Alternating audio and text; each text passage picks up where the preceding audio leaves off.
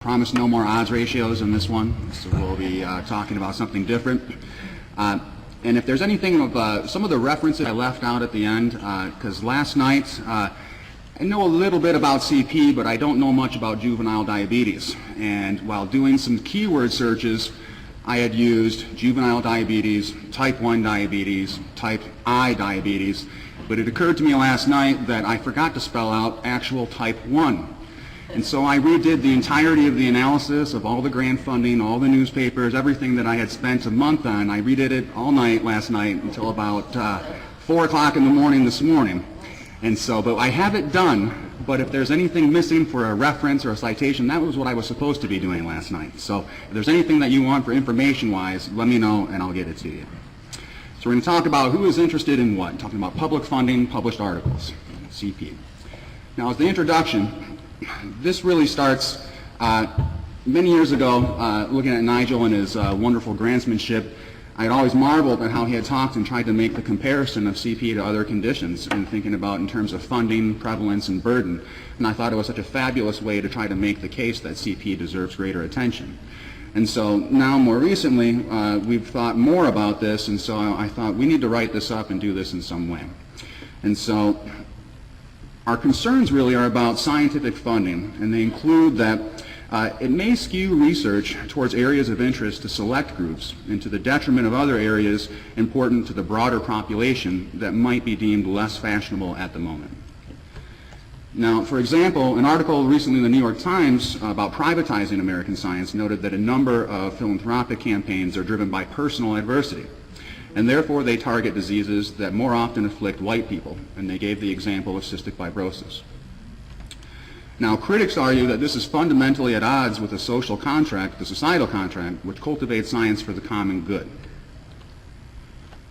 Now, epidemiologists hope that at least publicly funded research is allocated to the common good, and this is loosely defined from our perspective as focusing on conditions that are the most severe, prevalent, and amendable to intervention. However, our experience as CP researchers leads us to believe that all too often both public and privately funded research focuses on what is new or trending rather than on what is needed. Now, to make our point, I'm going to briefly review and contrast some of the burden attributed to the CP with other disorders, and it shows cystic fibrosis, autism, juvenile diabetes, and muscular dystrophy. Now, as a very crude measure, we can all find publications in PubMed, or we can look at NIH funding. But I wanted to know what people were interested in, the people that provide the public funding that goes to fund our research, and I wanted to know what they thought and what they thought was important. And so one of the ideas was to look at historical newspaper indexes and to look and see how many times by simple keyword searches each of these conditions are mentioned. And this would be a very loose but interesting approximation of public interest about what's important to our society. Now, we also use the Research Portfolio online reporting tools to examine NIH funding during the fiscal years from 2000 to 2014 by performing text searches looking at each condition and active projects and searching them by keyword alone, and then also looking in combination with the terms cause or etiology due to our interest in prevention and studying the causes and contributors to cerebral palsy. Now, we also contrast the number of publications retrieved in PubMed from 1950 through 2014 when searching each disorder as a keyword alone, also in combination with the search terms cause or etiology, and then also in terms of cohort or case control, and then separately with trial, trying to figure out in terms of study designs that may exclude some of the reviews that may be in terms of those records that are retrieved. So we'll have a brief review of disease burden here. You've heard a lot of this today. Most common severe motor disability for children, or CP, about 3 in 1,000, above 3 in 1,000 school-age children. 20% higher CP prevalence, 70% higher severe CP prevalence in black children, as we've talked about. CP is also significantly more common in lower socioeconomic status settings, even when considering mediating factors, including preterm birth, low birth weight, and postnatal trauma. So this is again consistent with what we heard earlier today from a different study that I believe is a Norwegian cohort study. Now, approximately 42% of all children with CP cannot walk independently, and around 31% need to use special equipment such as walkers or wheelchairs. More than 40% of children with CP had intellectual disability, 35% had co-occurring epilepsy, and more than 15% had vision impairments. And nearly 1 in 4 children with CP had both intellectual disability and epilepsy. And again, as we mentioned earlier, the 6.9% co-occurrence with autism spectrum disorder. Now, the lifetime direct and indirect costs are estimated to be about nearly $1 million. So as Nigel has pointed out in several grant proposals, each annual U.S. birth cohort will produce 12 to 14,000 children with CP who will incur $12 to $14 billion in lifetime healthcare, education, and societal service expenditures and lost economic opportunities costs because of their conditions. Now, if we contrast this with cystic fibrosis, a life-threatening genetic disorder that causes damage to the lungs and digestive system and is most common in white people of Northern European ancestry, the birth prevalence is around 1 in 2,500 to 1 in 3,500, comparable to CP, at least among non-Hispanic whites, but is 1 in 4,000 to 1 in 10,000 births among Hispanics, 1 in 15 to 20,000 births among non-Hispanic blacks. So whites in 2000 accounted for 56% of total births in the United States, yet they constituted greater than 90% of the U.S. patients who received a diagnosis of cystic fibrosis. Now, the overall birth prevalence is said to be somewhere around 1 in 3,700 based on newborn screening data. And the estimated cost of medical care for the entire population of CF patients in the U.S. was estimated to be $314 million per year in 1996 dollars. And more recent estimates put the lifetime cost for each case at about $306,000. Now, if we look at muscular dystrophy, a genetic disease characterized by progressive skeletal muscle weakness and muscle cell death with replacement of muscle cells by fibrosis and fat, the most common form was the Duchenne-Becker muscular dystrophy. Similar prevalence, around 1 in 3,500 among male births. 85% survival at 15 to 19 years, 58% survival at 20 or 24, so a different condition. Annual expenditures in medical care for privately insured individuals, muscular dystrophy, in 2004 averaged around a little over $13,000 at age 5, and then later on as the disease progresses to around $32,000 around age 15 to 19. Now, if we look at autism spectrum disorder, developmental disability that can cause significant social, communication, and behavioral challenges, right now around 1 in 68 children has been identified with an autism spectrum disorder, according to estimates from the CDC that we're very thankful for. Now, the estimated total societal cost for caring for children with autism spectrum disorder were over $9 billion in 2011. And almost half of children identified with autism spectrum disorder has averaged to above intellectual ability. And co-occurrence of 1 or more non-ASD developmental diagnosis is 83%. So I want you to remember that 83% for the co-occurrence. That's very important to think about for the rest of the presentation. Now, 2 to 3 times as many children with CP have intellectual impairment, and the same is true for comorbid epilepsy when compared to children with autism spectrum disorder in some studies. Now, the last condition that we'll be contrasting is juvenile diabetes, an autoimmune disease in which a person's pancreas stops producing insulin, a hormone that enables people to get energy from food. Again, comparable to CP prevalence, more than 15,000 children are diagnosed each year, accounts for about $14.9 billion in healthcare costs in the U.S., so it's comparable to cerebral palsy. And for patients diagnosed with this before 18 years of age, between 1965 and 79, and followed through 94, the standardized mortality ratio, at least in Japan, Finland, were 12.9 and 3.7 respectively. So talking about some of the burden attributed. Now on to the newspaper articles. I searched, I believe it's 18 different historical newspaper indexes with all of the keyword searches, and you can see the date ranges here. I'll show you grouping these by decade, but these were done by the Historical Newspaper Archives for the ProQuest research engines. So I used all of the research engines together all at once to derive the counts by decade. These are the number of newspaper articles published for U.S. newspapers that mention each of these conditions. So in red, the highest number is cerebral palsy. Now, I interpret this as saying that this is a severe condition. It affects a lot of people in our country, and so something that's severe, affects a lot of people, is usually deemed important, usually deemed something worthy of discussing. And what we're seeing here is that it pans out in terms of at least through 1999, that this was of great interest to the American public in terms of reaching its way into the newspaper. Now you can see that this dwarfs all of the other conditions, except for most recently from 2000 to 2009. We have all become, as a society, fascinated with autism, and this has been the case across a number of different domains. Now, if we look at NIH funding by keyword, here's the total funding from 2000 to 2014. You can notice that cerebral palsy is below all of the other funding levels, and juvenile diabetes is very high, but also autism right now.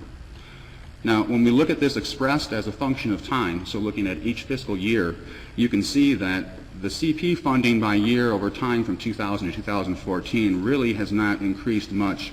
Nothing compared to what you see from autism and even juvenile diabetes during this obesity epidemic that we're inside.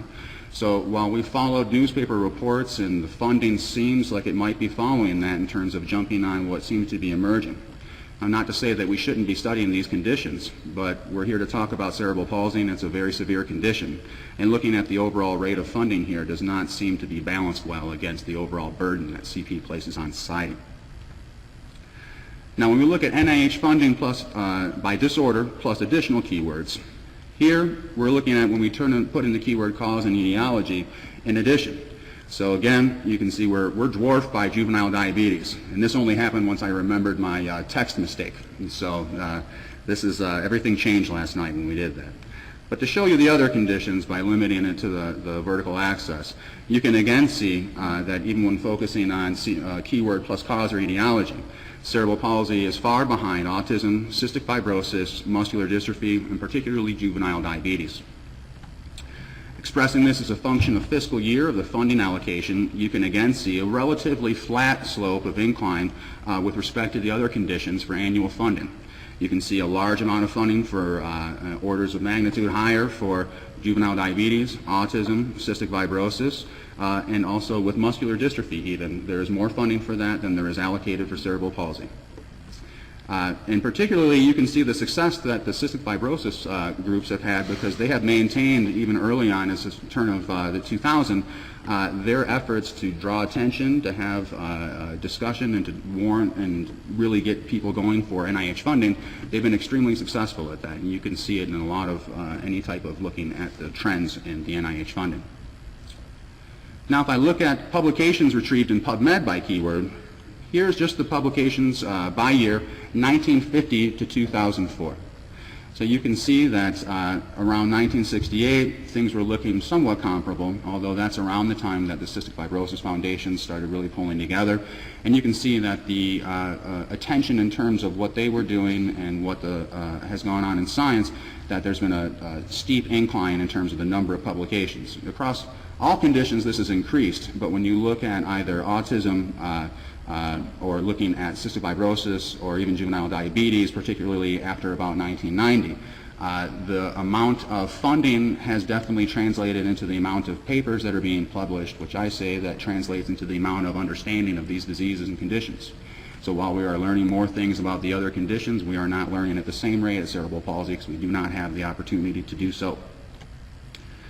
Now, when you look at with cause or etiology, again, you see the steep incline after around 2000 for autism when everyone began becoming very excited as the diagnostic criteria changed and the prevalence has been increasing.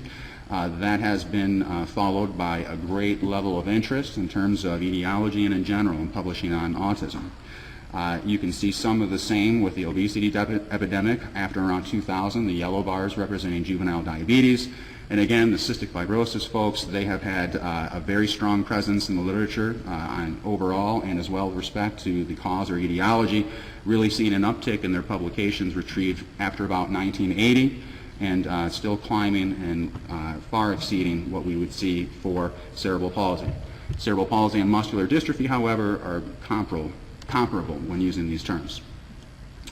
Now, looking at the keywords plus case control or cohort, so trying to figure out who's really doing the studies or what's being published in terms of things that would be looking at etiology, you can again see that CP and cystic fibrosis are about the same, and after 2000 you can see a tremendous increase in autism attention using these types of keywords that are retrieved with respect to relative to CP. Now, this is looking at the keyword plus trial. So cerebral palsy has been part of a number of trials, and you can see that reflected here that at least from about 1986 through about, just prior to 2010, there were more trials that had the keyword that were achieved with cerebral palsy than with autism. But this is changing as we're getting more up to about 2014. However, this is dwarfed by the number of trials in juvenile diabetes and also is comparable to what's going on with cystic fibrosis. So in terms of a discussion of these findings, it's difficult to directly compare the burden of conditions we've discussed in relation to CP. Understand that the NIH budget is allocated towards both basic and clinical research, and that it's difficult to know with certainty which diseases each project will eventually impact. We've done a very crude search. We've looked at things in a very broad sense from a high level. However, we treated each disease exactly the same, and we're interested in the relative pattern of distributions of counts that we have retrieved. It is also understood that at certain times, some diseases might be more prone for success than others, and that this must be taken into account by NIH. We recognize that. We additionally recognize that the system of prioritizing and allocating funding for the common good might not even be perfectible, because we all have different views of what is the common good and how we should approach the situation. So we recognize that.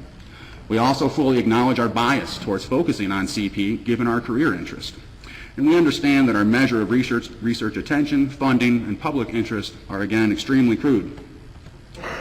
Our findings, however, are so pronounced that we do not see any way for more rigorous searches to reveal other than dismal attention towards CP when considered in light of the apparent public interest and the attributed societal burden. We view this as indicating that public funds are not allocated in appropriate proportion to the societal burden in the United States, and we wonder why. Our conclusion is that we can do better. May we all participate in this effort to realize the best of outcomes. So thank you for your attention.